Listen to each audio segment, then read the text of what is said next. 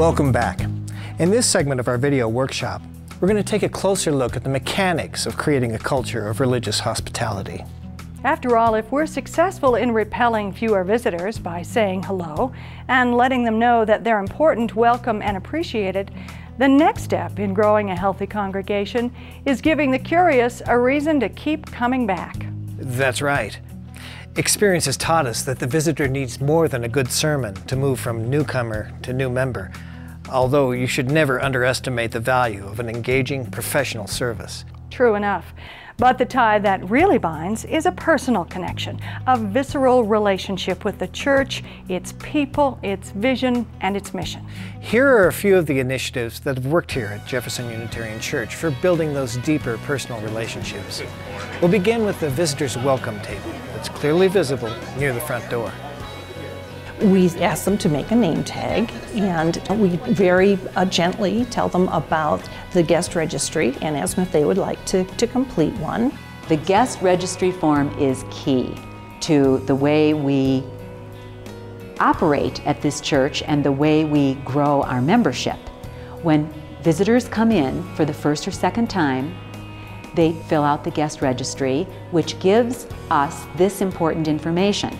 We get their name, their address, their phone number, whether they have children, the name of their spouse, who often hasn't come, and then they get to tell us whether or not they want a visitor name tag made for them, and they want to get a 3-month subscription to our church newsletter. A lot of times people will say, well, I really don't want the newsletter. That's okay. We would certainly like to know that you're here and where you're from. So all of that information is right there. And we use every part of that information really within the next week. To begin with, if they've requested it, we send out the crier immediately to them, the church newsletter. And if they've requested it, we make a name tag, which will then be on the visitor name tag board when they get to church the following Sunday. We also send out a packet that comes from our office greeting them. It contains a letter from our minister welcoming them, and also a coupon for a free fellowship dinner. It also contains several pamphlets on Unitarian Universalism and our youth religious education program if they have said that they have children who are that age. So within about 2 weeks, one of our people from our membership committee calls them, because we have their phone number, and just makes a pastoral kind of call, welcoming them, asking them if they enjoyed their experience, and just listening. So, well, how did it feel? Have you ever been to a Unitarian church before? And engaging them that way, and a lot of them no, they haven't been.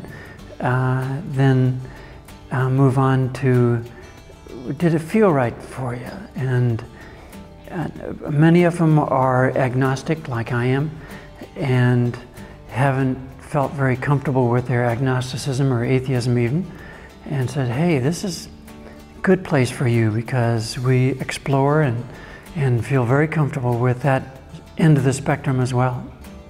If I leave a message, I have it down so it takes not very long time, and I say who I am and glad that they were there. And by the way, if you've been receiving your newsletter, complimentary newsletter, take a look at it and don't hesitate to come to any of the activities that happen outside of Sunday morning, because you're welcome to attend any of those. Don't have to be a member. Twice a month we offer Getting to Know You, which is, I think, a wonderful, easy way for people who know nothing about Unitarian Universalism but have attended our church and they kind of like it. They get to go and they speak with one of our ministers just briefly for 15 to 30 minutes, and they are able to then ask questions of the minister about this denomination and about this church, and they begin to get comfortable with the idea of this religion, since most of them have never heard of it. So what's your experience been like since here? Yeah. I love it. As I said, that really prepares the way then for them to think about taking our Path to Membership class. And then the Path to Membership class, for most of them, is a very deliberate choice to take a 4-hour class on a Saturday morning and at the end of it become official members of our church. It's important to note that these visitor follow-up actions are really pretty simple.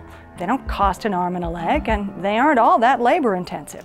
They are simply taking advantage of every opportunity to follow through on our initial 3 steps: saying hello, making the visitor feel like they're important and valued, and creating a church culture of welcoming. A critical ingredient of this culture of welcoming is a very intentional open invitation to join our church. If you are considering membership, this announcement is for you. The steps to join are clearly presented during Sunday service announcements and regularly in the newsletter. The Path to Membership class is conducted 5 times a year, and it's always well attended. New beginnings and new relationships.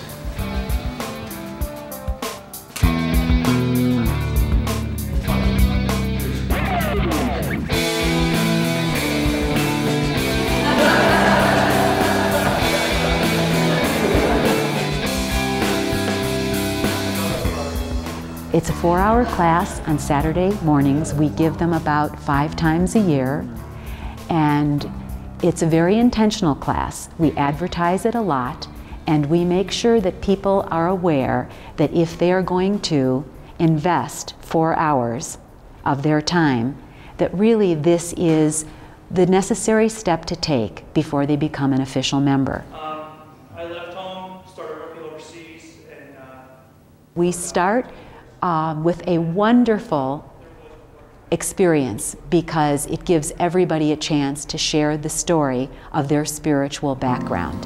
So I was raised in the Catholic mission, And many of them are really either funny or tearful or in some way emotional as they share their story with all these people who they've never met before.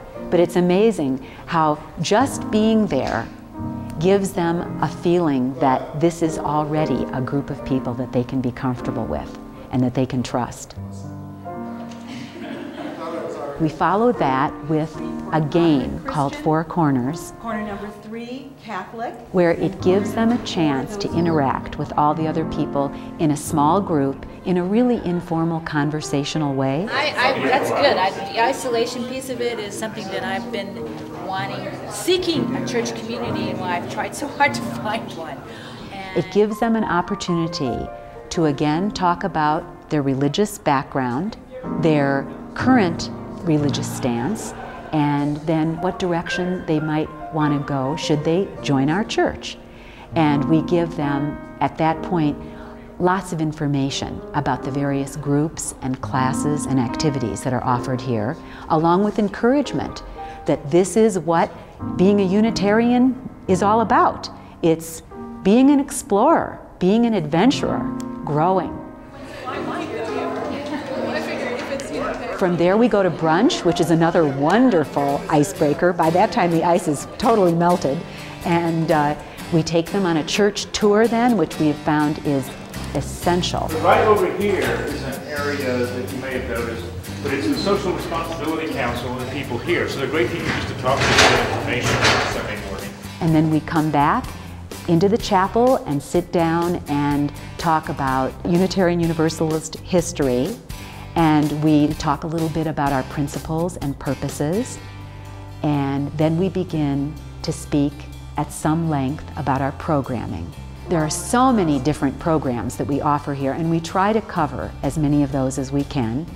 And then at the end, Peter talks about the meaning of membership, specifically about the 3 T's: time, talent, and treasure. Be very frank, we ask for a financial commitment because And we have found that as we raise our expectations of those joining our church, they have higher expectations not only of our church, but of themselves as members.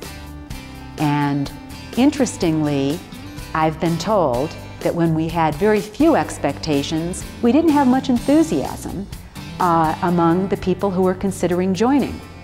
Now we have tremendous enthusiasm. They want to jump in. They want to be a needed part of this shared ministry. So if you decide to join today, It's a big step for many of them. They're emotional about it, and it's a very meaningful experience to be part of the church. And so we honor that, and we take their picture and we celebrate their joining. And we celebrate with new member potlucks, and we celebrate with a new member welcome ceremony, and we make sure they know that they are valued. Okay, it's your turn again to focus on your church. Please select a scribe and a facilitator and put on your thinking caps. Make a list of current opportunities you provide a newcomer to make a personal connection in your church. Include every outreach you make to a newcomer in this list. A welcome letter, a follow-up phone call, a newsletter, visitor name tags, a friendly hello at coffee hour. Make this list as thorough as possible.